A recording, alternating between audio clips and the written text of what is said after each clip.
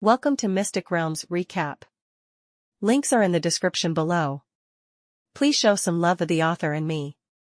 On to the show. Millie and Lux soared in the sky, with one slime perched on the half-elf's head and another on his right shoulder. Fei was Kay's beast companion and shared a strong connection with the boar. This was the excuse that Lux had given Millie to give the green-haired dwarf some hope that they would be able to pinpoint the princess' whereabouts using Fei as a detector. However, for the time being, he asked Millie to take him to the port city of Watford, which was also the main city of the earldom of Dracot. This city didn't have any teleportation gates, but it was a hub of activity, because many merchant ships frequented this port in order to sell, trade, and buy some products that they would sell in other places. The journey took nearly 5 hours. When Lux and Millie arrived, it was around 2 in the afternoon. During their trip, Lux was keeping in close contact with Commander Thoram and Guildmaster Keelan, so he knew about the progress being made on their side. Keelan, and the reinforcements that he had called for, had already arrived in the adjacent territory of the earldom of Dracot. All they needed to do was travel towards the seaport town and meet up with Lux, which would take a minimum of 2 more hours. The other thing that concerned the half-elf was the Order of the Griffin. He had no way of contacting them,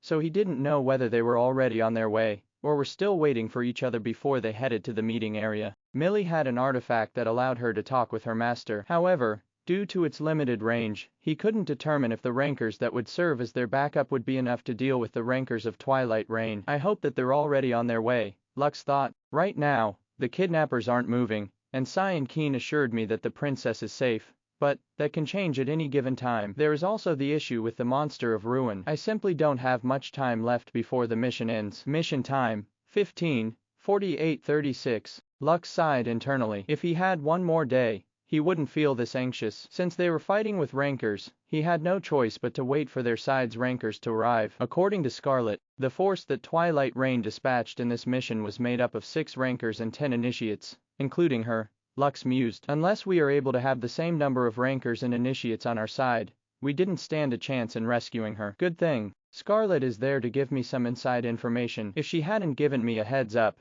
we might have been taken completely by surprise. Since she was a Slayer candidate, the Guildmaster of Twilight Reign thought that it was a good idea to let her join this important mission, so that she could gain some experience. Scarlet was an assassin, and didn't have much experience in moving as part of a group. Because of this, the Guildmaster decided to let her be part of an elite unit, so she would develop some sense of teamwork with her other guild members. When carrying out important missions for the Dark Guild, each member of the royal family carried an artifact that would inform the king that they were in danger. Only the members of the royal family knew of this, and even Nevriel, who had faithfully served the kingdom, had no idea that such artifacts existed. This was why, before Nevriel had received the news from Lux that the princess had been kidnapped, the king had already informed the members of the Order of the Griffin to mobilize. Unfortunately, Twilight Reign expected the princess to be carrying some sort of tracking artifact on their person. One of the rankers that was brought on this operation had a special appraisal ability that allowed him to detect the use of such items. Because of this, the pendant that hung on Princess Anastasia's neck had been taken by them and tied on the talon of a random bird in the forest. The members of Twilight Reign believed that this would send their pursuers on a wild goose chase, allowing them to escape to the port city of Watford and take the boat that their organization had prepared beforehand. What's taking them so long? Millie muttered as she paced back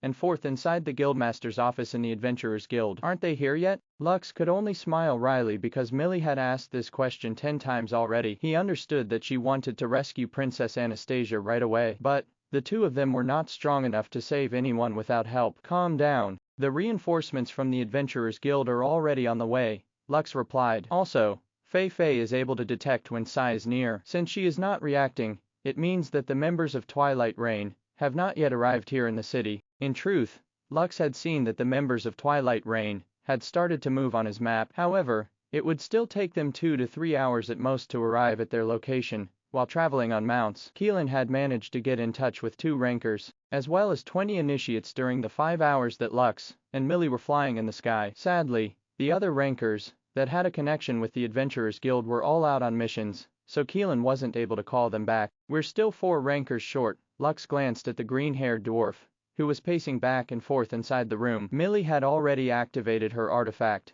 so the moment her master came within range, she would be able to talk to her right away. Seeing that the artifact wasn't making any sound, it only meant that one of the members of rankers of the Order of the Griffin was still not within their range. Suddenly, the movement of K's and Keen's markers on the map increased their speed, catching the half-elf by surprise. What happened, Sai? Lux asked the boar through their guild chat. Your traveling speed is faster than it was a minute ago. It didn't take long before Sai replied to Lux, and its reply made the half-elf's face turn grim. My daddy, it's crazy, the boar almost shouted its reply. This guy came and he is riding on this big colorful bird that can carry a lot of people. We are currently riding on its back, and it flies pretty fast. Lux almost cursed internally because he could see on the map that it would now take the members of Twilight Reign less than half an hour to arrive in the port city of Watford. Their reinforcements from the Adventurers Guild were still an hour away from their location, and the half-elf estimated that by the time they got here, the princess and his friends might be loaded on a ship and taken to a place they wouldn't be able to reach in a short period of time. What do I do? Lux thought as he paced back and forth inside the room. This is no good. I am out of options. Earlier, it was Millie that was pacing anxiously, but now, it was him. The green-haired dwarf even felt more anxious because Lux was the one she was counting on to find the princess. Seeing how pale his face was, she could tell that something was terribly wrong, and it made her feel her stomach churn in anxiety. Did something happen? Millie asked in a worried tone. You don't look good. Lux sighed before he sat on one of the chairs and rubbed his face with both hands. The members of Twilight Reign will be arriving in this place soon, Lux answered. They have 6 rankers and 10 initiates. Their plan is to get on a boat and take the princess somewhere far away to avoid the detection of those who are attempting to rescue her. Millie gasped in shock after hearing the bad news. She didn't even bother to ask Lux how he knew about these things, and just believed him unconditionally. What are we going to do now? Millie asked helplessly. She was willing to lay down her life to save the princess, but the way things were, she would just die a dog's death if she attempted to rescue her alone. Millie didn't even consider Lux accompanying her to save the princess because, in her eyes, the human was just a Grado apostle. In the eyes of rankers, Grado apostles were not a threat, so it wouldn't be a big deal even if there were hundreds of them. Knowing what the Dark Guild was planning to do, the green-haired dwarf suddenly had an idea that would be frowned upon by anyone who heard it. They will travel by boat, right? Millie asked. What if we destroy all the boats in the port? If we do that, they will need to think about other options, right? The half-elf shuddered because he could tell that the green-haired dwarf was dead serious. There were dozens of boats that were currently docked at the port, and if she were to destroy them all, it would be similar to poking a hornet's nest. They would undoubtedly become the public enemy of all the merchants within the city, as well as the earl who ruled the earldom of Dracot. Lux was desperate, but he wasn't that desperate. Calm down, Millie, Lux said as he pressed his hands on the dwarf's shoulders and looked her straight in the eye. I know that the princess is important to you. My friends are important to me as well, but involving the innocent is not good. We don't know what the consequences of destroying the ships in the port would be. If we are going to destroy a ship, it would be Twilight Reign's ship, and no one else's. Millie recovered a bit of her composure after hearing Lux's reply. So, we can still destroy their ship, right? Millie asked. Lux nodded. Yes, you can destroy it as much as you like. Even Lux felt that this was the only option available to them, so that they could delay Twilight Reign's plan to take the princess far from their reach. Fortunately, Scarlet had now become Princess Anastasia's bodyguard. This gave Lux a sliver of hope that an opportunity would present itself to him while he waited for his allies to arrive. Let's go to the port, Lux proposed. Perhaps we can identify what ship they will be using. We can destroy it subtly while they are still not here. Millie agreed to this plan, so the two left the guildmaster's office and headed to the port in order to check all the ships one by one. Lux currently looked like a chubby human teenager, which caught the attention of several dwarves along the way. The kingdom of Gwillivan was very strict in keeping the other races away from their borders, so seeing Lux appear in front of them was like seeing a rare animal in the zoo for the first time. The half-elf ignored these stares as he used his soul book to appraise every ship that was docked in the port. He didn't know if he could use his appraisal ability in this manner, but he still decided to try since he was out of options. Black Pearl. Captain's name, Jack Sparrow. This is the day you will always remember as the day you almost caught Captain Jack Sparrow. Flying Dutchman. Captain's name, Hendrik van der Decken. The Dutchman sails as the captain commands. The Dying Gull. Captain's name, Josh Amy Gibbs. Dead Guz Tell No Tales. Lux went past several ships and appraised them one by one. Some of them had been sailing for many years, while others were newly built. Right now, he was desperate to look for any clue that would help them delay the members of Twilight Reign from leaving the port before their reinforcements arrived. Twilight. Captain's name, Britman. No, I am not Batman. This isn't Twilight Reign's ship. We are not members of a dark guild. We just happen to know some of their members. We're not suspicious people. Lux almost slipped while walking on the dock as he walked past the ship named Twilight. This was the ship that was at the very end of the port and, from all looks and angles, it looked like a decent merchant ship that was just here to trade some goods. Suddenly, an ingenious idea popped up inside his head. It was a very risky idea, but if it worked, he would be able to save the princess, his friends, and even get Clyde off the ship under the rankers' noses. But the half-elf was very conflicted about doing it. This plan involved Aiko going inside the ship, which would put her at great risk. She had already died once, and the red-headed teenager wasn't too keen on having the baby slime die a second time. As if sensing his thoughts, Aiko crawled down from Lux's head and sat on his shoulder. She then poked Lux's cheek, making him turn to look at her. Ha! The baby slime looked at Lux with a smile because she and him shared a strong connection, allowing her to vaguely understand what he was feeling and thinking. Of course, Lux and Iris had made sure that both of them had a piece of Aiko's body with them, as insurance if ever they needed to revive her again. Even so, they didn't want her to do dangerous missions just because they had the ability to revive her. Ha! Seeing that Lux wasn't answering her, Aiko pouted and gave her papa a face filled with injustice. In the end, the half-elf sighed and told the baby slime what she needed to do. Aiko nodded her head in understanding and gave Lux a very reassuring smile. If something bad happens, abandon the mission and teleport to me, immediately. Do you understand? Lux said as he held the baby slime on the palm of his hands. Ha! Aiko nodded before jumping off Lux's hands and sneakily entering the merchant ship, which they believed to be the ship that Twilight Reign was going to use to escape their pursuers. Be safe, Aiko, Lux said to the baby slime via telepathy before leaving the dock with Millie, who didn't know what the baby slime and the half-elf discussed before parting ways. Even so, she understood that Lux wasn't doing things at random, and decided to just keep quiet for the time being. 10 minutes later, the members of Twilight Reign entered the port city of Watford, and just like Lux had expected, they headed straight to the merchant ship, where Aiko was currently hiding. As long as you follow the plan, we have a chance to save them, Lux said with a serious expression on his face. However, this also means that the risk that you are going to take is the highest between the two of us. It is highly possible that you will be facing off against 6 rankers on your own. But, remember, your role is not to fight them. You just need to make them take notice of you then run away. Millie nodded her head. Even if I have to risk my life, I will do my duty without fail. Just promise me that you will save the princess no matter what. Hello, your mission is just to show yourself, hurl some wind blades at the ship from a distance, and fly away, Lux stated. I didn't tell you to fight them. Your role is to harass them and force them to shift their attention to you, while Aiko is carrying out her mission inside the ship. Depending on how the situation turns out, you will still need to assist in the rescue operation, so don't talk about this dying nonsense. I need you alive just in case things turn south. The half-elf and the green-haired dwarf were currently in a warehouse overlooking the port. They were paying close attention to the ship where the Princess Anastasia, Sai, Keen, and Clyde were taken. Aiko was currently hiding at the hold of the ship, where the majority of their supplies were being kept. She was just waiting for Lux to give the signal to start the operation before she made her move. Compared to Millie, the baby slime was playing a more dangerous role. Just thinking of the danger that Aiko would be facing was enough to make the half-elf's stomach churn. But, since she had given Lux the "please believe in me, Pa" gaze, the red-headed teenager decided to believe in her, as she tried her best to save her friends. They are almost finished loading their shipment into their ship,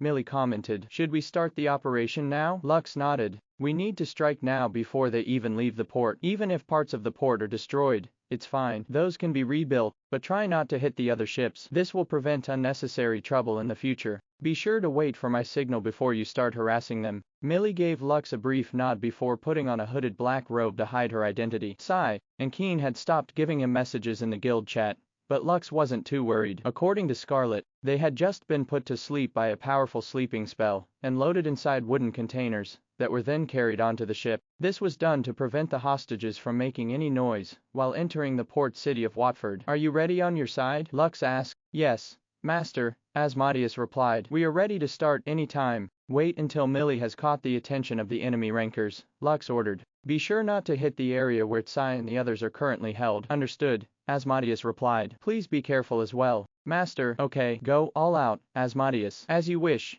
Master. Lux put on a black robe also, similar to what Millie had donned earlier, and activated his doppelganger skill. He then left the warehouse in haste and positioned himself in the most ideal place to take a better view of the soon-to-be battlefield. Diablo, Pazuzu, to my side, Lux said as he summoned his named creatures to help him with the operation that he was about to do. After seeing his two trusted companions, the half-elf communicated with his Night Stalker, whom he had entrusted with a different kind of mission. Ishtar, are you in position? Lux asked. Yes, Master, Ishtar replied as she took a siege stance, summoning a 2-meter-long crossbow at the seabed, directly under the Twilight ship. Lux felt relieved because it seemed that the members of Twilight Reign didn't detect Ishtar's presence since she was an undead. As a Night Stalker, she gained the ability to become more stealthy in her actions, preventing others from noticing her, unless she made a sudden move. Inside the Twilight ship, man, this box sure is heavy, one of the sailors that was carrying Kay's box complained. Just what did they load into this thing? Stop complaining, the quartermaster shouted. Just do what you were supposed to do and carry that thing under the deck. The sailor grumbled, but still did his work properly. The people that had come onto their ship were scary folks. According to their captain, they were the high-ranking officers of their guild, and should be treated as VIP guests. All the crew members on the Twilight ship were of course members of Twilight Reign. They were the undercover agents that used the cover of merchants to deliver the Dark Guild's supplies to the various places of the archipelago, located in the northwestern regions of the Kingdom of Gwillivan. After loading the 3 boxes into the ship's main holding compartment, the sailors finally left and returned to the deck to oversee the preparatory work before they departed from the port. The cabin fell into a stilled silence for a few minutes before a slight movement happened at the corner of the holding compartment. Aiko, who was communicating with Lux through the connection they shared, poked her head up from a sack of beans and glanced at her surroundings. Seeing that the coast was clear, the baby slime jumped off the sack and crawled towards the 3 wooden crates where Tsai, Keen, and Clyde were being held. The baby slime then pressed its body against the crate and listened for any signs of sounds and movements. A few seconds later, it climbed up the crate and was about to make a hole in it when a presence suddenly appeared behind her. Well, what do we have here? The dwarf with reddish-brown hair, who had also tried to roast Tsai a few hours ago, picked up the baby slime, who immediately struggled from his grasp. A slime. The dwarf gazed at the slime on his hand with great interest. Although the compartment area was rather dark, he didn't have any problem seeing because, thanks to his ability, the compartment looked as bright as it would have in daylight. Just where did those fools pick up this thing? Slimes were common monsters and could be found almost anywhere. There had been more than one occasion when slimes ended up inside a cargo ship, especially water slimes, since they could swim in the water. Well, I wonder what I should do with you, the dwarf asked in a teasing tone, as he held the slime firmly in his grip, preventing it from escaping his grasp. He had coated his hand with an aura that prevented the slime from slipping out of his hand,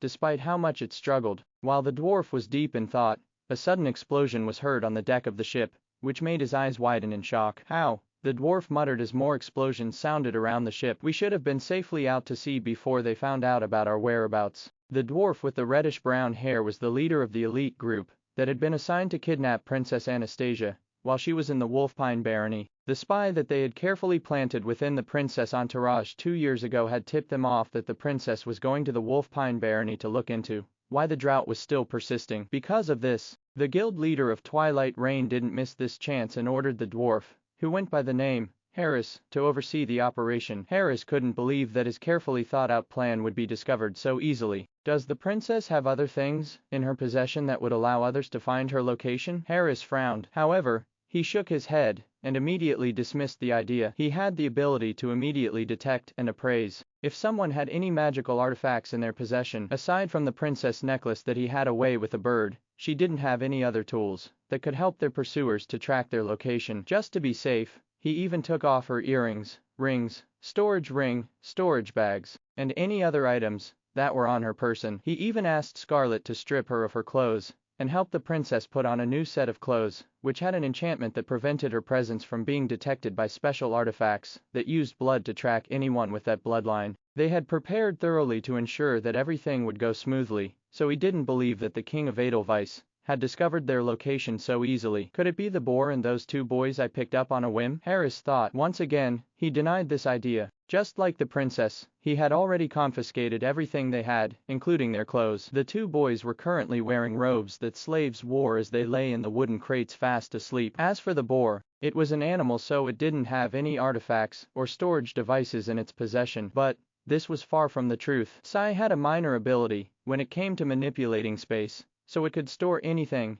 and pull it out of thin air whenever it needed something. Originally, Lux and Keen thought that Sai had some sort of storage ring, but after paying close attention to how it took stuff out of the blue, they noticed that the boar had the ability to manipulate space, which made them look at her in a new light. More explosions sounded on the deck of the ship, which made Harris click his tongue in irritation. He then squashed the slime in his hands, killing it instantly before going up to the deck to see what the hell was going on. A few minutes later, more movement was heard in one of the corners of the storage compartment. A little slime poked its head from a sack of corn and glanced in the direction where Harris had left. After dying once, Eiko had become more cautious, especially when Lux wasn't with her. She had summoned her 2 doppelgangers and hid them within the ship, using them as scouts to check if the coast was clear. Seeing that the coast was clear, the doppelganger jumped off of the sack and hurriedly crawled towards the wooden crates where the others were sleeping. Then it did something unexpected. It opened its mouth and sucked up all 3 crates, including the people inside them. Eiko had gained this ability long ago,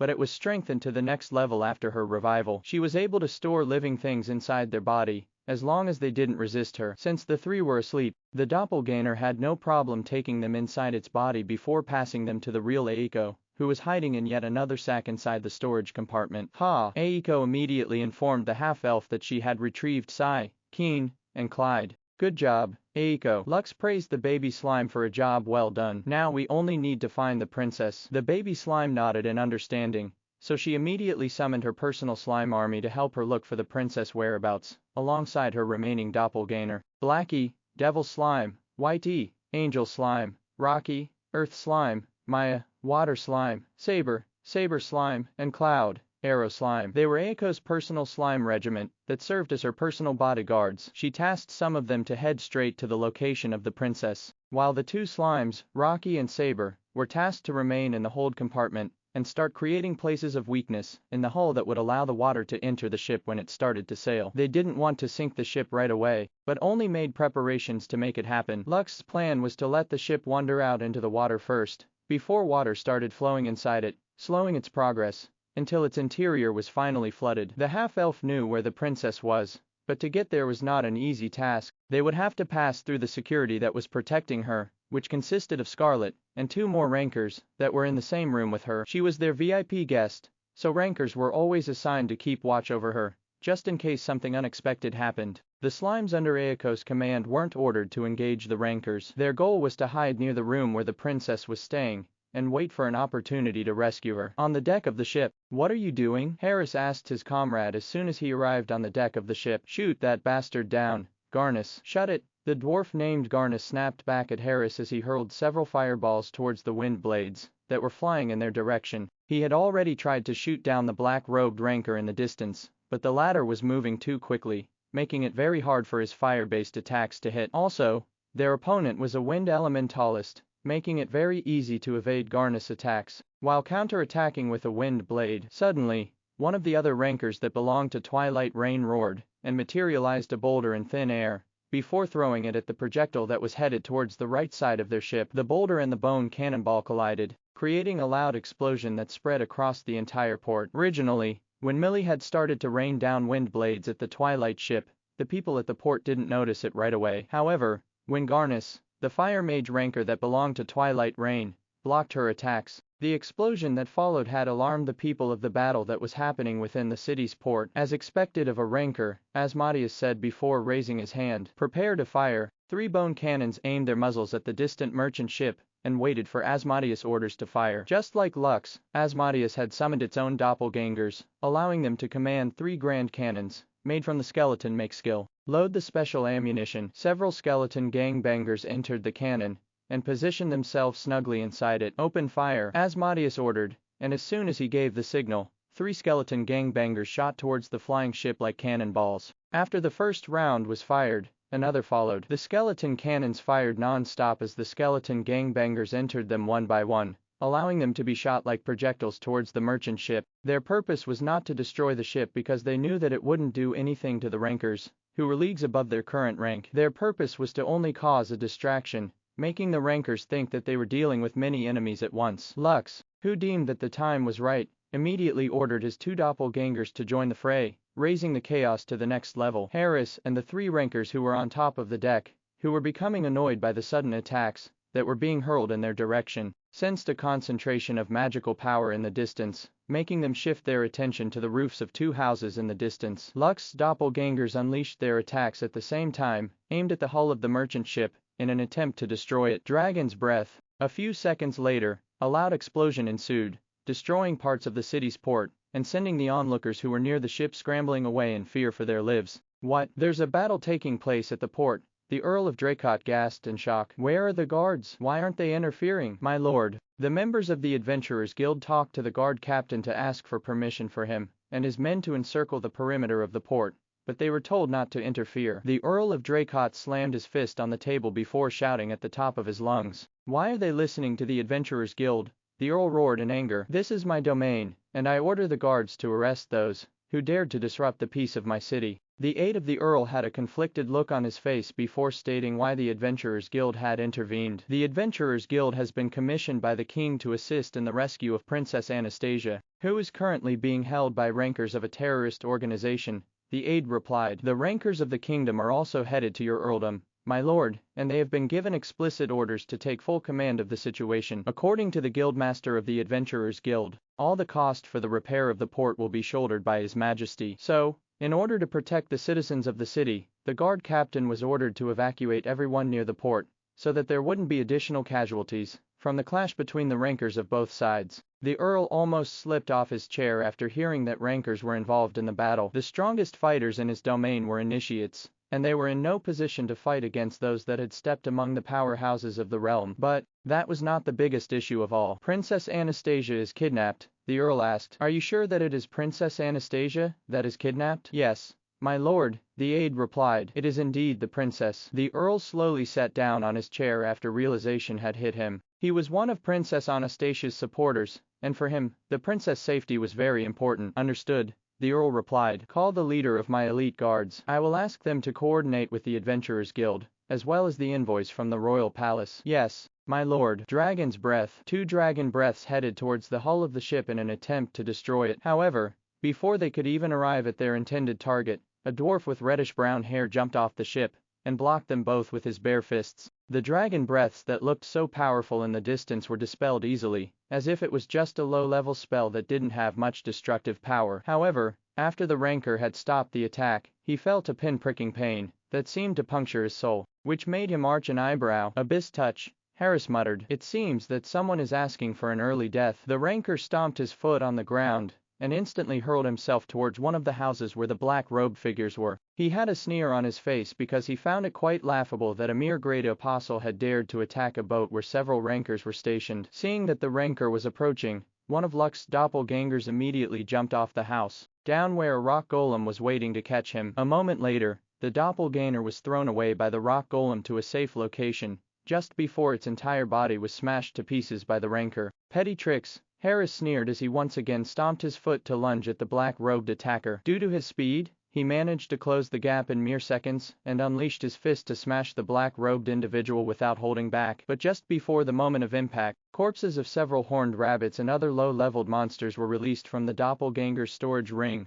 hovering around the doppelganger, as well as the ranker that was about to smash his body into meat paste. The other doppelganger, who was standing on one of the houses near the port, pointed his finger at the corpses in the distance and detonated them. Corpse explosion. Just like a lit matchstick that was thrown into a box of fireworks, several explosions filled the sky, creating a dust cloud that blocked Evrion's view. Well played. That felt quite a bit ticklish. The smoke parted and Harris appeared with minor blood stains on his clothes. The corpse explosion had detonated the corpses that Lux had prepared beforehand in an attempt to hurt their opponent, but he hadn't been able to gather a lot of dead monsters, because they were in a hurry. Because of this, the full power of the chain explosion wasn't realized, but that was enough. It allowed the half-elf to gauge the effect of his attacks against a ranker without holding back. As expected, rankers are tough nuts to crack, Lux thought as he watched the battle from a distance. Still, I doubt that you got out of that unscathed. A sneer appeared on Lux's face as he looked at the seemingly unaffected ranker, who had dispersed the smoke that blocked his view.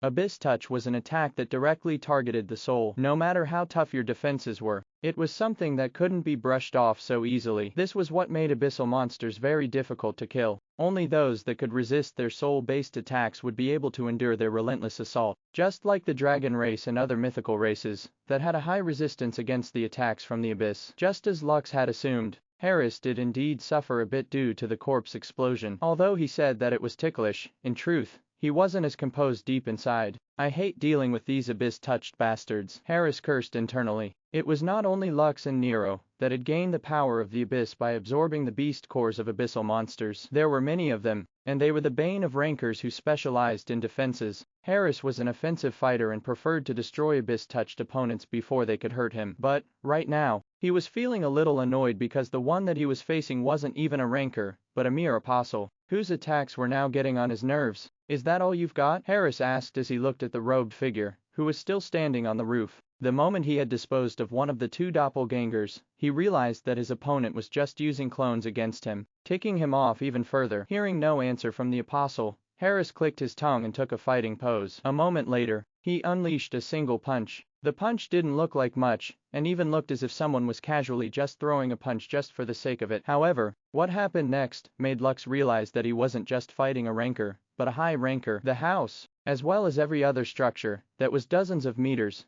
around it were instantly decimated as if they had been hit by a giant cannonball. Naturally, Lux's clone was destroyed before it could even use one of the tricks that he had prepared beforehand. Seeing that his two doppelgangers had been destroyed, Lux sneakily made his escape in order to not catch the ranker's attention. Asmodeus, Plan B, Lux said as he made his getaway. Understood, Master, Asmodeus replied. The Archlick raised his hand, and the attacks of the cannon stopped firing. Asmodeus' doppelganger stood behind the original one, and the three of them raised their hands at the same time. Skeleton make. Inside the Twilight ship, Skeletomake, Aiko said softly. Bone bomb. A moment later, a round bone ball appeared in front of Aiko, and the latter rolled it on the hull compartment of the ship, in a place where it couldn't be seen right away. Skeleton make. Bone bomb. Skeleton make. Bone bomb. Skeleton make. Bone bomb. Skeleton make. Bone bomb. The baby slime, as well as her two helpers, Rocky, Earth slime, and Saber, Saber slime, all rolled the bone bombs into the key locations within the ship. Aiko could detonate these balls any time as long as she was within a 2-mile radius of the ship, flooding its hold compartment within seconds. Lux and Millie were attacking the ship relentlessly to cause a diversion, allowing Aiko and her slimes to carry out their missions. Now that the first phase of the plan had been carried out, which was to secure Tsai, Keen, and Clyde, the second phase of the plan was about to start. After planting as many skeleton bombs as possible, Aiko double-checked her work for the last time, before using her teleportation skill to instantly teleport to Lux's location, marking the success of her mission to rescue her friends, as well as the Baron's second son. Good job, Aiko. Lux praised the baby slime, who had appeared beside him. Let's go to a safe place first before you unload them, okay? Ha! The baby slime nodded in understanding as the half-elf and the baby slime made their way to the center of the city, where it was safe. Asmodeus had given Millie the signal that the first phase of their operation was a success. Although she was reluctant to leave because the princess was still not saved, the green-haired dwarf retreated because Lux had promised her that he would do everything in his power to help rescue Princess Anastasia. Once their reinforcements had finally arrived, ugh, my head hurts. Sai shook its head in an attempt to shake off the sleeping spell that was cast over it. Keen, on the other hand, calmly put on the set of robes that Lux had provided him. I'm sorry about your sword, Lux said to the skinny swordsman. I left it in Wolfpine Barony to have it repaired. Keen nodded and said his thanks to Lux. During their battle against the members of Twilight Reign, his sword broke when he clashed against Harris. The half-elf couldn't believe that his friend would have the guts to point his sword at a ranker, but knowing that Keen was not the type to turn a blind eye to those who were suffering made the red-headed teenager have a better opinion of him. That sword is just a cheap sword that my master randomly picked up in a junk shop, Keen stated. I was also planning to get a new one, but my funds kept on decreasing because a certain chatty boar made me pay for the food bill in all the places we visited. Sai, who heard Keen's explanation, which sounded more like a complaint, sneakily walked away, causing the half-elf to look at it in disdain. Don't worry, I'll get you a better sword in the future, Lux said before taking out the sword he had used when he had started his journey in Elysium. Use this for now. Lux handed the blade, Oathbreaker, to Keen, and the latter's eyes softened after unsheathing the sword in his hand. It was just slightly shorter than his original sword, and the blade was a little thicker, but after he swung it around a few times, he found that it was much more convenient to use than his previous sword. Less than Oathbreaker, Dark Blade of Eternity greater than. Rarity, unique, one-handed sword. Requirement, 100 combined stats. Attack, 145 dark damage. Physical skills deal 20% more damage. Has a 10% chance to trigger double damage with each attack. This ability works with skills as well. Although it was only a unique weapon, and not a mythical one,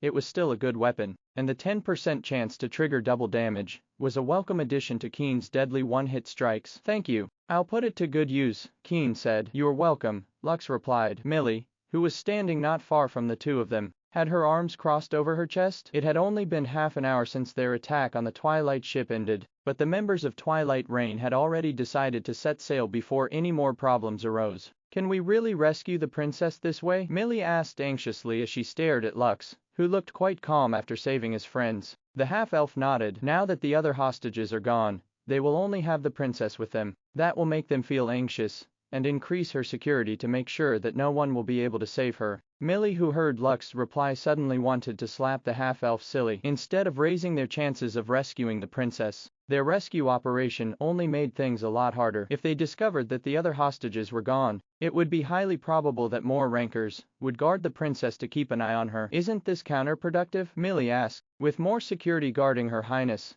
it would be nearly impossible to get her off of the ship. Lux smiled because he could understand what the green-haired dwarf was thinking. However, having more guards guarding the princess meant less people paying attention to what was happening outside and inside the ship. If Lux had his way, he hoped that at least 3 to 4 rankers stood guard with Princess Anastasia. 2 rankers were easier to deal with than 4, and it also allowed plenty of opportunities for his own undercover agent, Scarlet, to do things without raising any suspicions. The dwarf assassin's loyalty belonged to him. After being reborn as a Cambion, Scarlet knew that as long as Lux willed it, she would obey him without fail. This was her fate after her defeat, and because of that, she decided to use anything to her advantage to become stronger, including using the Dark Guild she was part of to become a ranker. Of course, the red-headed teenager wouldn't disclose his mole inside Twilight Reign to anyone. With such a capable assassin under his command, he could easily create opportunities for the princess to be saved, as long as the right conditions were met. 5 minutes later, the sound of a large group of mounted people finally arrived in the port city to take command of the situation. Keelan was among them,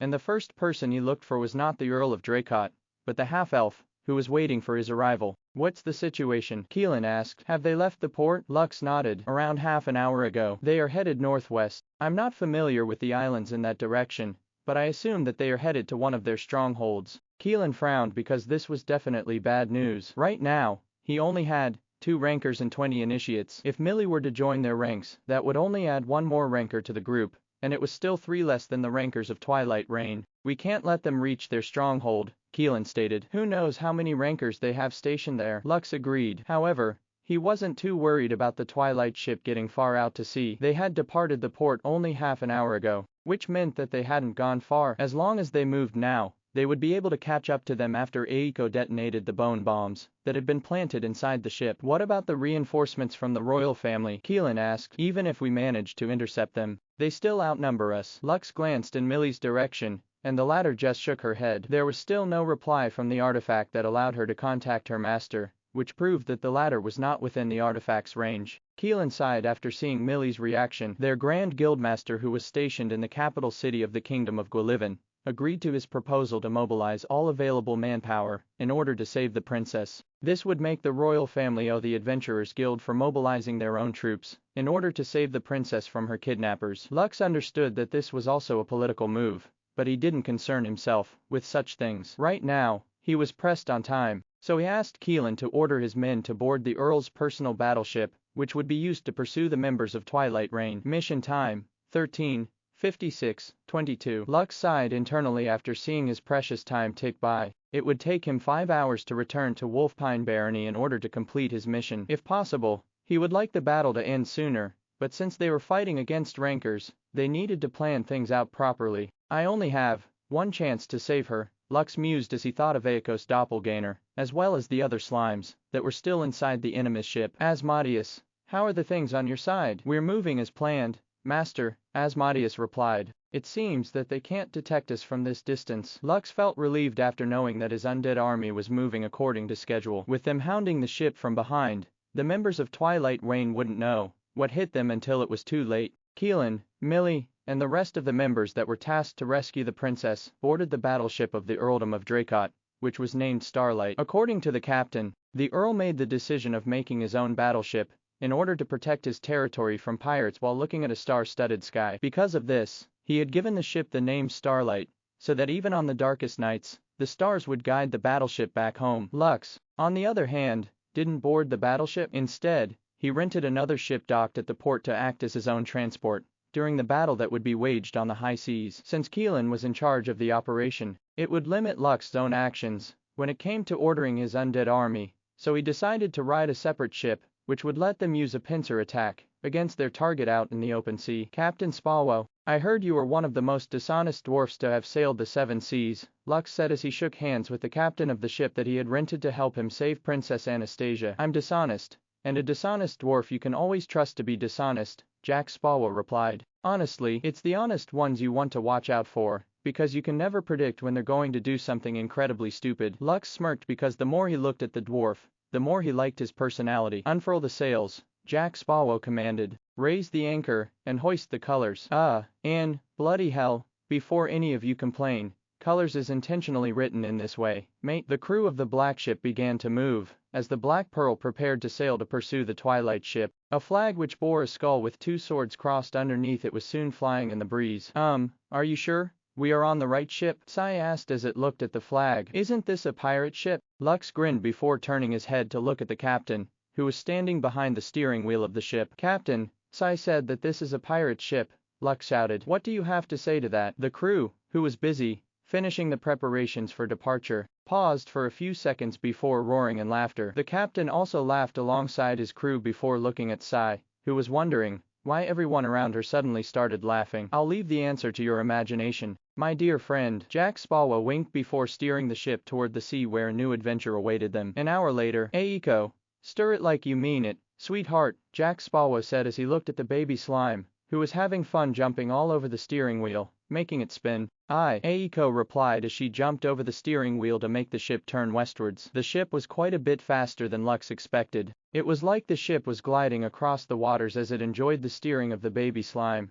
who was giggling non-stop after she found herself a new toy to play with. Behind them, Starlight lagged behind, which made its captain and the sailors of the battleship feel a bit embarrassed. They thought that their ship was the fastest ship within the kingdom of Gwillivan. Suddenly, a green-haired dwarf descended from the cabin, which made the pirate air sailors draw their swords and point their flintlocks in her direction. Calm down, everyone. The lass is on our side, Captain Jack Spalwo said. Aren't you, darling? I'm not your darling, Millie replied before walking towards Lux, making the sailors erupt in cheers because their captain got ignored by the green-haired dwarf, who was more fiery than some of the women they met at sea. How far are they? Millie asked. Not far, Lux answered with a smile. You can even see them now if you look properly. The half-elf pointed towards the horizon, making Millie squint her eyes. A moment later, she found a small black speck in the distance, which made her heart skip a beat. Millie clenched her fist in both excitement and anxiety. She was happy that they were finally closing the gap between them and the kidnappers, but also anxious because she didn't know if she would be able to save the princess once they started their naval battle.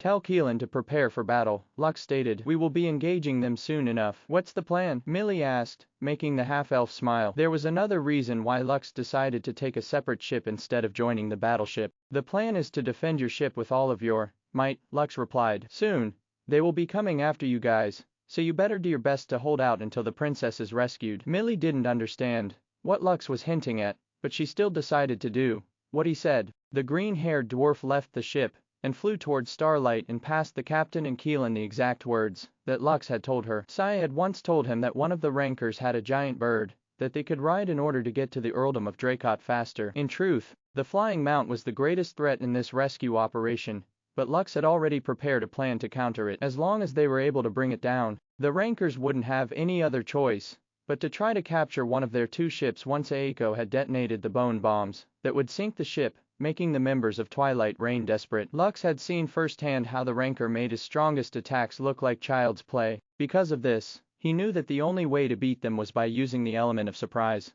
allowing him to rescue Princess Anastasia while everyone was fighting over the ownership of the battleship, Starlight. However, before they could even start their plan, a giant bird appeared over the horizon and flew in their direction. Soon, giant fireballs descended upon the Black Pearl, which made the half-elf curse internally because the members of Twilight Reign weren't following the script that he had elaborately prepared for them. All hands, prepare to battle, Captain Jack Spawa shouted as he took over the steering wheel from Aiko and held it steadily. The ship was too slow to evade the fireballs, but the pirate captain had an amused expression on his face as he gave the blazing balls of fire that were about to descend on his ship a sidelong glance before shifting his gaze back to the ship they were chasing beyond the horizon. The crew wasn't as composed as their captain, but they still began loading their cannons, which were on the deck, and prepared for battle. Lux had already summoned his 2 doppelgangers and was about to launch 3 dragon breaths in an attempt to repel the fireballs, but before he could do that, several wind blades collided with them, making them explode mid-air. Millie had flown from the other ship,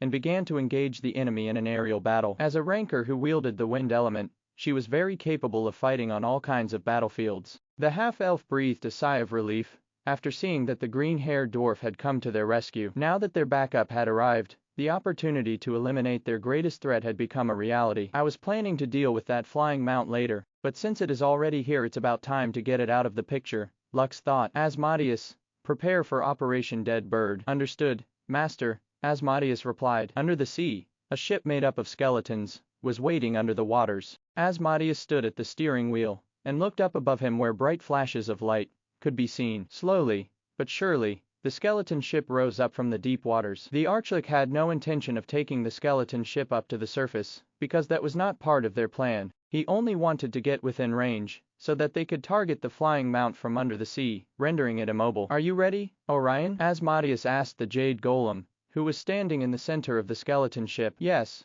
Orion replied. We're still out of range, so we need to get a little higher. Asmodeus nodded as he controlled the flying ship to rise a little higher from the depths until Orion gave him the signal that they were now within range. A chuckle escaped the Archlick's lips as he summoned the skeleton gangbangers, whose hollow eyes burned brightly, even under the waters. Master, we are in position, Asmodeus reported. We can begin the operation anytime. After hearing Asmodeus' report, Lux narrowed his eyes to look at the battle that was happening in the sky. There were 2 rankers who were riding on the flying bird in the sky, which, in his opinion, was perfect for their operation. One of the rankers that was on the battleship was a ranker that specialized in water magic, who had jumped off the ship and joined the battle, while riding on a water dragon. Right now, he had the geographical advantage, manipulating the surrounding waters around him into an infinite supply of water spears that shot towards the flying mount from below, while Millie rained down wind blades from above. The 2 rankers from Twilight Reign were hard-pressed to resist this combination attack, and were forced to be on the defensive. Malcolm,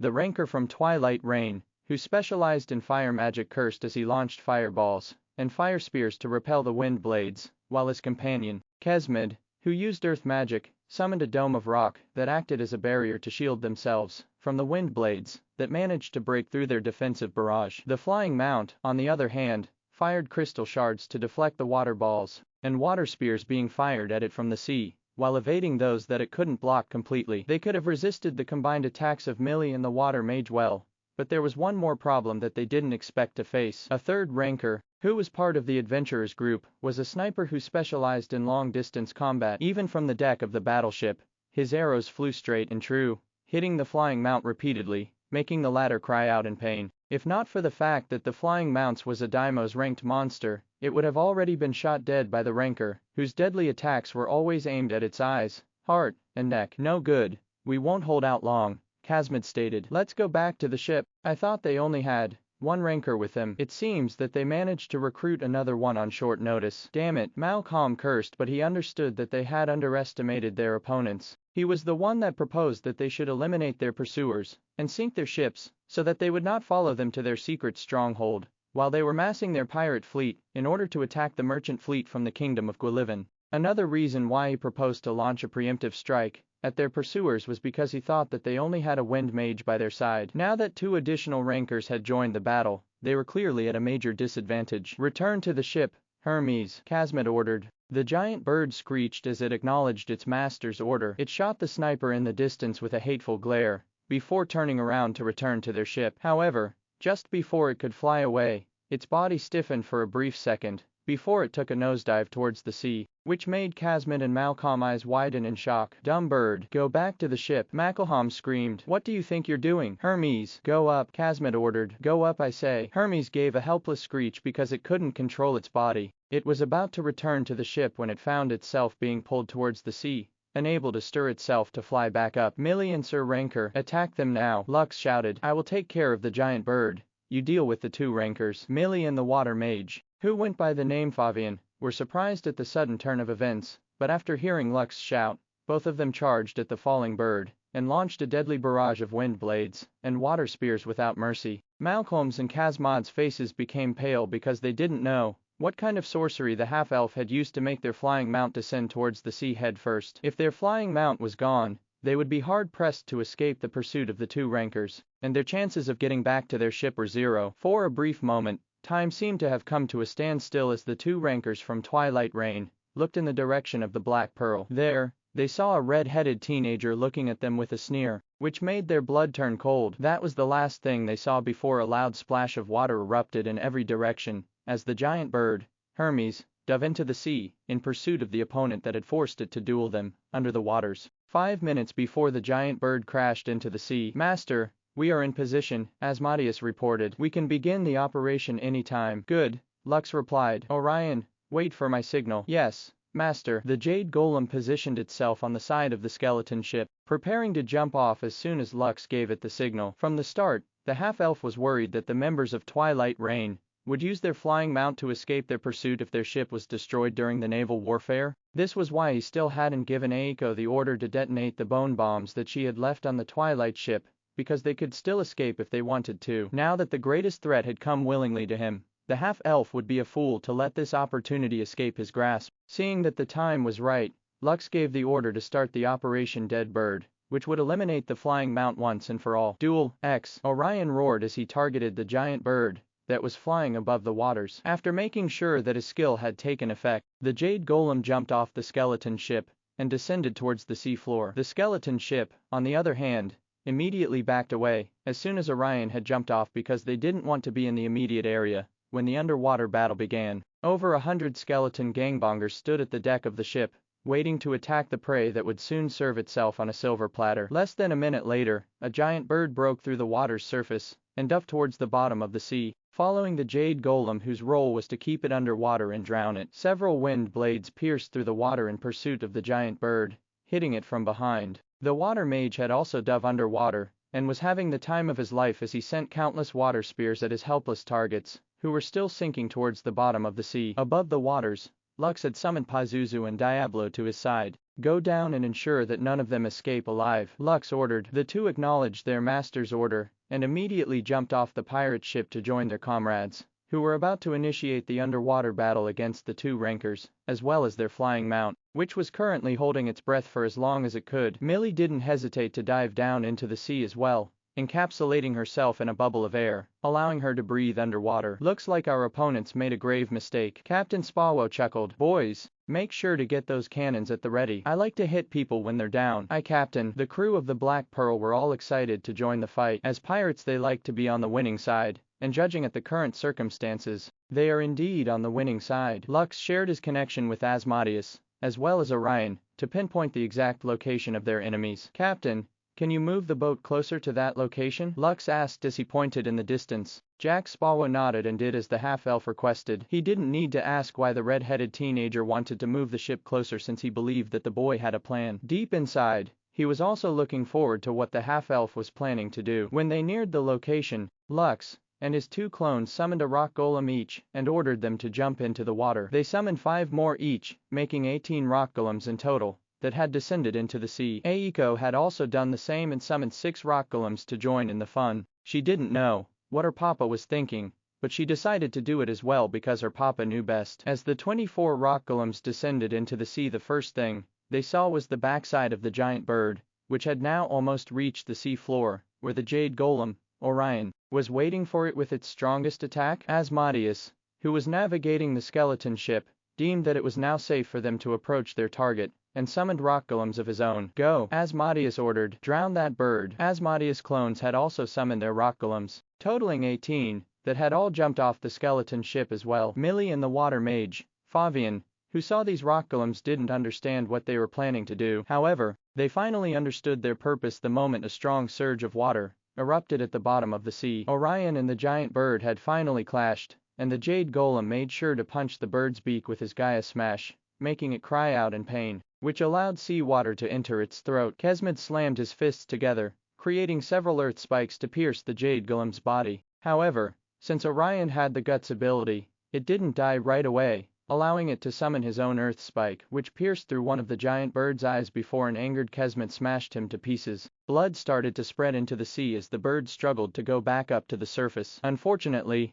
at this moment, several rock golems crashed on its body from above and clung to it, preventing it from moving upwards. To make matters worse, hundreds of skeleton gangbangers also arrived at the scene and started hacking at the giant bird with their bony swords. Malcolm and Kesmet didn't remain idle and started blasting the rock golems and the skeleton gangbangers off their flying mount's body. However, Millie and Favian had also arrived at the scene and attacked the two rankers, forcing them to defend themselves. The two rankers from Twilight Rain knew that they had no chance of winning the underwater battle, so they immediately took 2 crystals from their storage rings and activated them. A moment later, 2 flashes of light erupted on the seafloor. The two rankers had used their teleportation crystals that would send them to the stronghold where they planned to take Princess Anastasia. Everyone that was involved in the mission had been given one as a life-saving item, in case they were overpowered by their enemies. These crystals were specially made to only activate if it was used by a member of Twilight Rain, to prevent outsiders from teleporting to their main headquarters and attack them from within. Truth be told,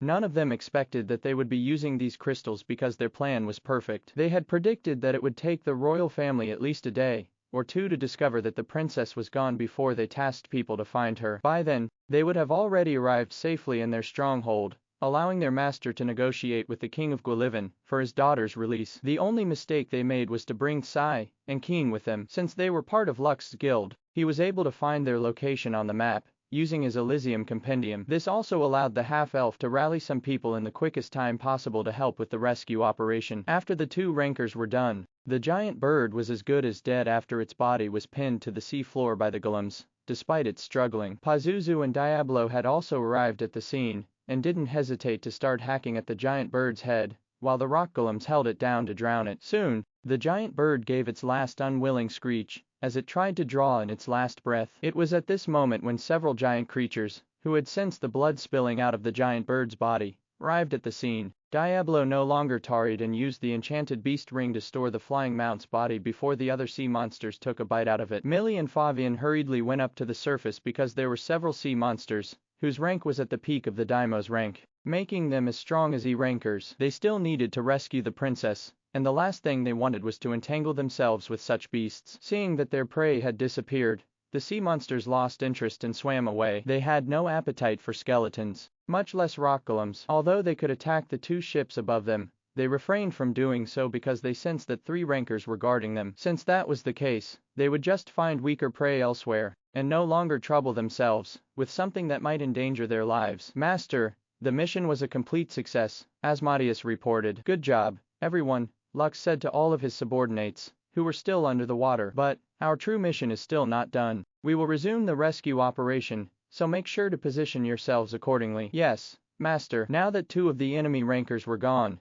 and their flying mount was out of the picture, Lux and his allies felt emboldened by their victory, and pursued the Twilight ship in the distance with renewed vigor. Millie, who was skeptical about their chances of winning, glanced at the red-headed teenager who was on the deck of the pirate ship, and finally understood why the king had deemed him worthy to be part of his elite unit, whose qualification she still failed to reach. Harris, who was standing on the deck, narrowed his eyes as he looked at the battle using a telescope. The moment he saw that Kesmet's flying mount suddenly took a nosedive towards the sea, he felt that something was wrong. He waited for a minute, 2 minutes, and then 3. However, no matter how long he waited, the flying mount never resurfaced. Harris could see the bubbles that were rising up to the surface, but that was all that he saw. Several minutes later, he saw 2 beams of light shoot up towards the sky and fly northwest. It was at that moment when he realized what had happened. Those 2 useless fools. Harris' grip suddenly tightened, destroying the telescope in his hands. Useless, the dwarf roared as he threw the broken telescope to the sea. He no longer needed it because he knew that their pursuers were hot on their tail,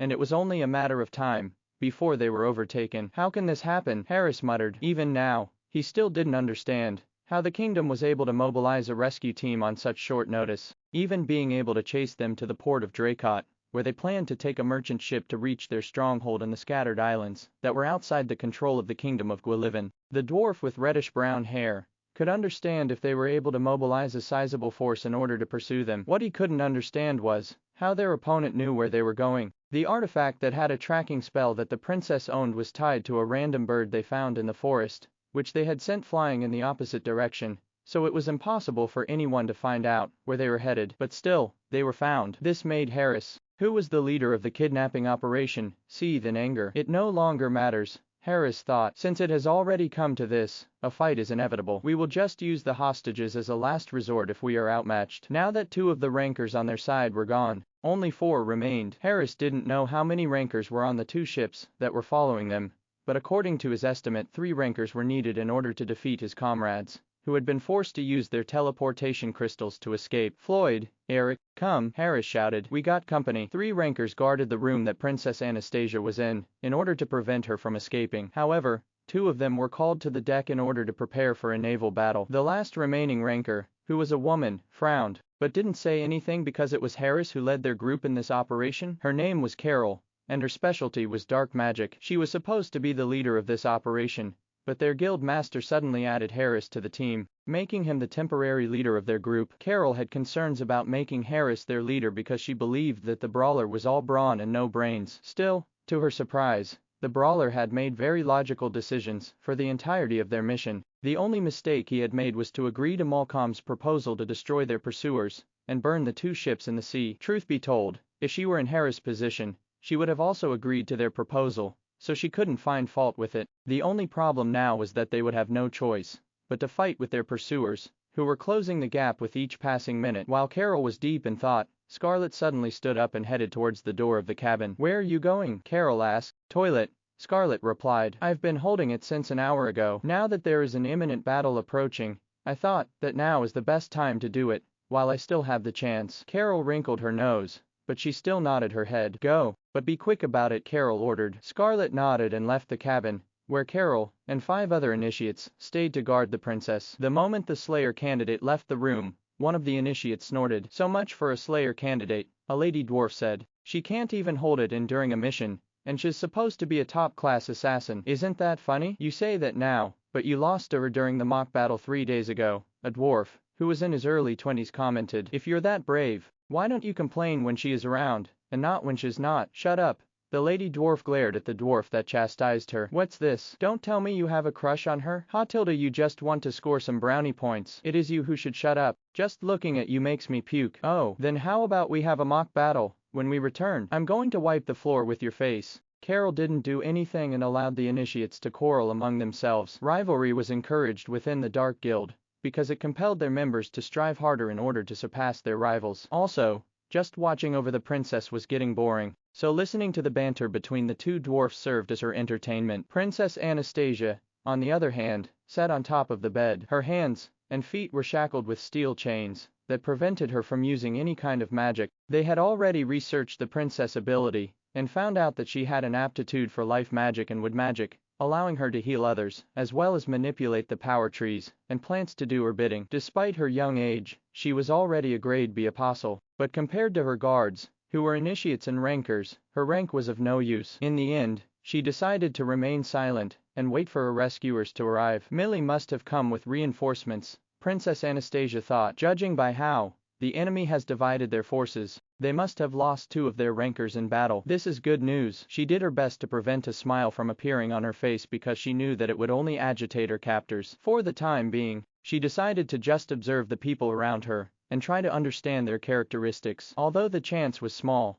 it might allow her to use it to her advantage in order to escape. Scarlet entered the washroom and locked the door. She then looked up at the ceiling and saw a blue slime at the corner of the cramped room. The slime is indeed here, Scarlet reported to Lux. Now what? Can you bring the princess to the washroom? Lux replied. That way, we can drag her away without too much effort. Impossible. Even if she begged, Carol would not allow her to leave the room. Also, bringing the slime to the cabin will arouse suspicion, so I can't take it with me. True, very well. We will be arriving soon, and once that happens, there will be explosions inside your ship. I'm sure that the Rancor will keep a closer eye on the princess when that happens, but if an opportunity arises, make sure to take her with you. Understood. Scarlet gave the blue slime one last glance before leaving the washroom. I will keep in touch. Okay. Lux's voice faded from her head, making the Slayer candidate sigh internally. She knew that the moment the fighting started, it would be next to impossible for her to get the princess away from Carol. However, many things could happen when the fighting began, so she was already thinking of ways and excuses that she could use the moment the princess suddenly disappeared from the merchant ship. When Scarlet returned to the cabin, one of the lady dwarfs glared in her direction, which made her arc an eyebrow. She remembered shoving her face into the floor because she kept on saying that she just got lucky because the target she assassinated was a weakling. Naturally, Scarlet couldn't say that the weakling that the initiate spoke of was the same person that killed her and Sid, who were the two highest ranked assassins among the initiates that were part of the assassination squad called the Reapers, which were considered to be the group of assassin candidates that were trained to join the Slayers, which were Twilight Reign's main assassination group that specialized in killing high-profile targets. All of the members of the Slayers were Rankers, so the moment Scarlet became a Ranker, she would immediately be added to this group, which all of the members of Reapers aspired to become. Did something happen? Scarlet asked the boy, whom she knew had a crush on her. She didn't mind being adored by others. In fact, she would find it incomprehensible if she was not admired by her peers. She had beauty, strength, and connections. One could say that she had everything from birth, so it was very easy for her to stand above others. Even so,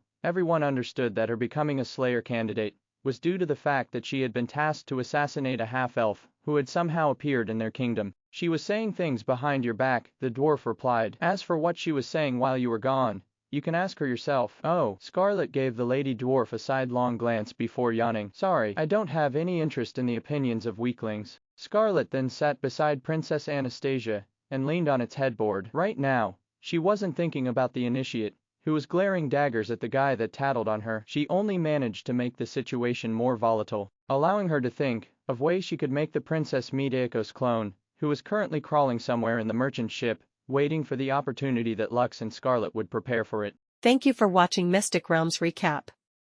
Please like, share, and subscribe. Have a great day.